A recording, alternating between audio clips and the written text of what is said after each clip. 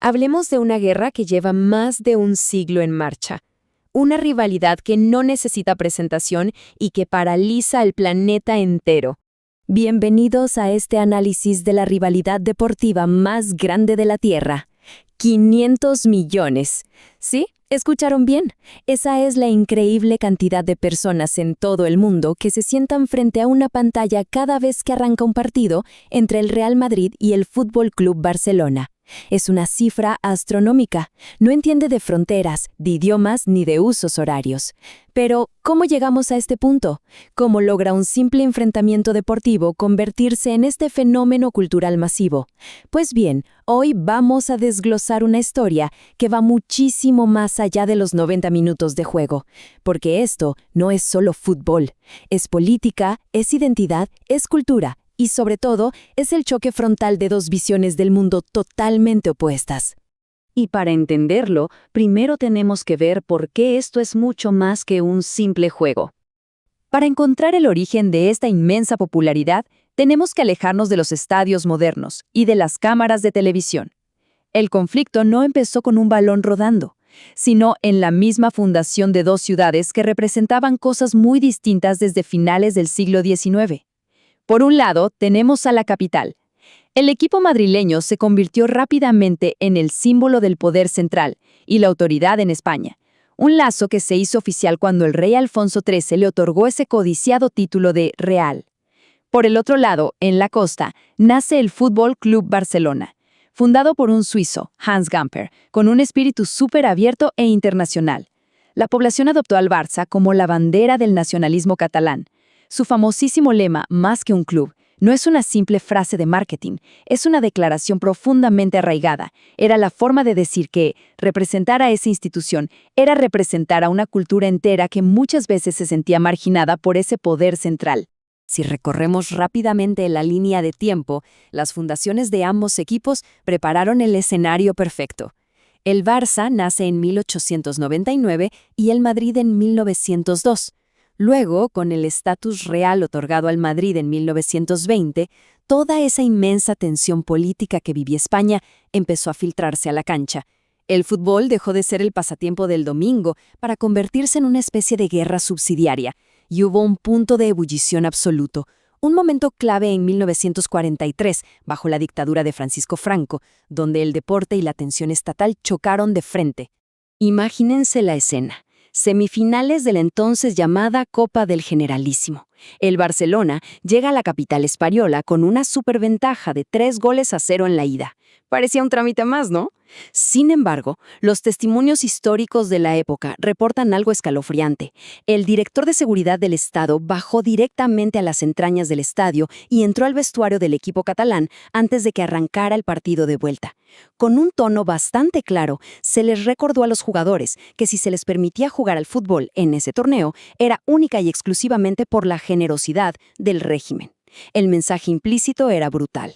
¿Y qué pasó en la cancha? Un asombroso 11-1 a favor del Madrid. Para el barcelonismo, más allá del golpe deportivo, esto fue visto como una humillación institucional forzada por el Estado, cimentando un rechazo ideológico que perdura hasta hoy. Ahora pasemos a uno de los episodios que redefinió todo para siempre, el caso Di Stéfano.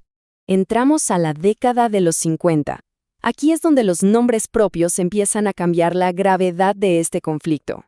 A ver, esta historia es tan rocambolesca que hoy parecería un chiste si no hubiera cambiado el curso del fútbol mundial. Hablamos de la leyenda argentina Alfredo Di Stéfano, la saeta rubia. Ambos clubes lo querían desesperadamente y ambos creían tener un contrato válido con él. Fue un caos burocrático absoluto. Para intentar solucionar el desastre, la Federación Española emitió un fallo que la verdad roza el surrealismo. Decidieron que Di Stéfano tenía que jugar un año en el Real Madrid y al año siguiente en el Barcelona, literalmente alternando camiseta cada temporada. Imagínense a la estrella más grande del mundo haciendo eso hoy. El Barcelona, indignado y considerándolo una humillación con favoritismo, rechazó el trato por completo. Y como resultado de esa retirada, Di Stéfano se quedó exclusivamente y para siempre en la capital. Y el impacto de esa decisión se resume en un solo número, 5. Con Di Stéfano liderando el ataque, el Real Madrid no solo dominó en casa, sino que conquistó las primeras 5 copas de Europa de forma consecutiva. Di Stéfano era una auténtica fuerza de la naturaleza.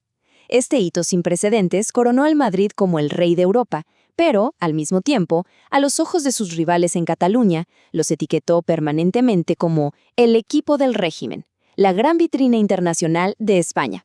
¿Y cómo respondió el Barcelona ante una hegemonía que parecía invencible? Pues la respuesta fue arquitectónica.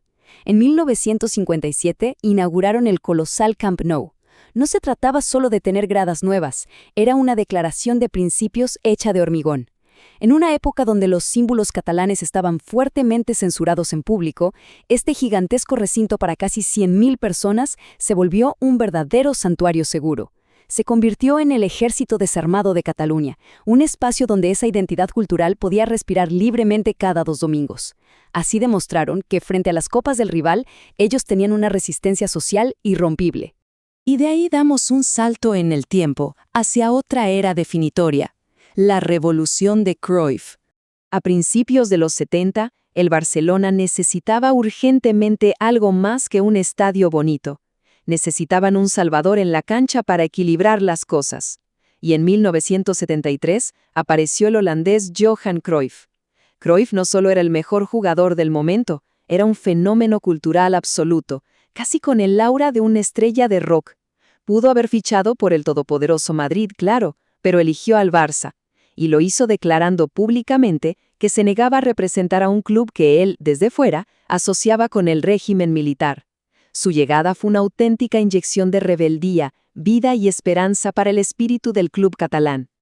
Pero Cruyff respaldó esa filosofía directamente en la cancha, con magia pura. En 1974, guió a su equipo a una victoria sísmica, un aplastante 0-5 en el mismísimo Santiago Bernabéu. Fue mucho más que una simple goleada, fue un exorcismo para la afición.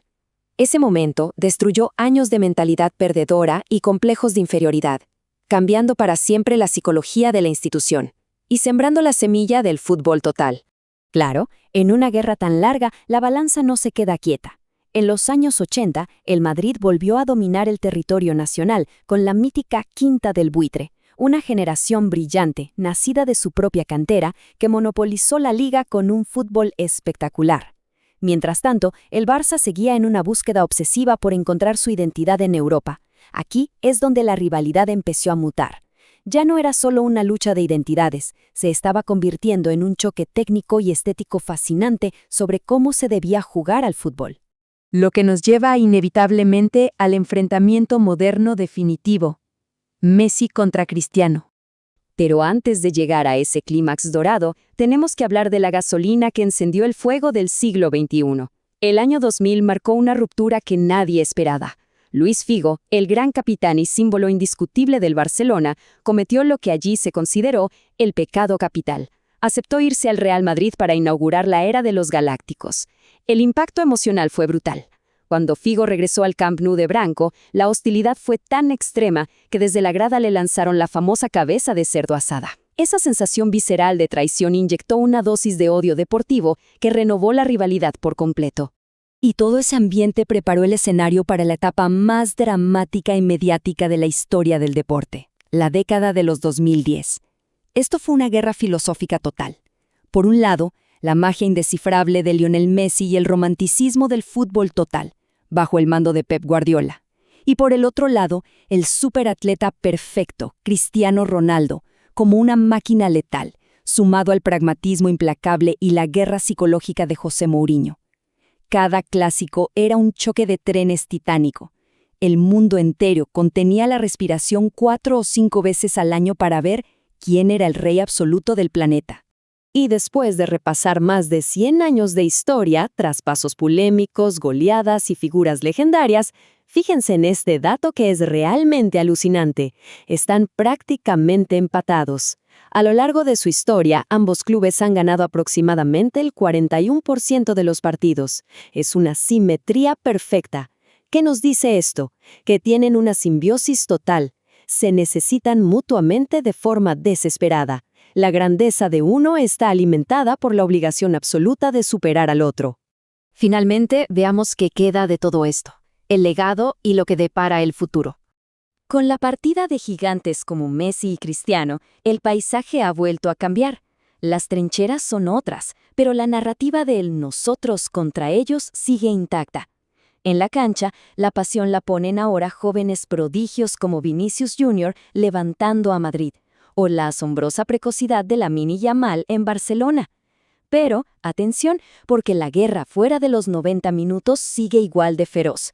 A nivel institucional vemos polémicas monumentales, como el caso Negreira, discusiones eternas por el VAR y, curiosamente, una alianza en los despachos corporativos para impulsar proyectos gigantescos como la Superliga Europea.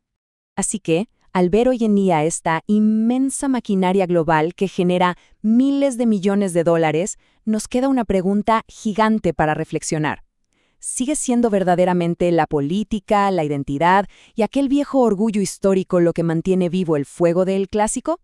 ¿O simplemente estamos ante el evento comercial más perfectamente empaquetado del mundo del entretenimiento? Sea cual sea la respuesta, algo es seguro, sin esta inmensa rivalidad, el fútbol simplemente perdería su pulso. Se los dejo para que lo piensen la próxima vez que el árbitro haga sonar el silbato.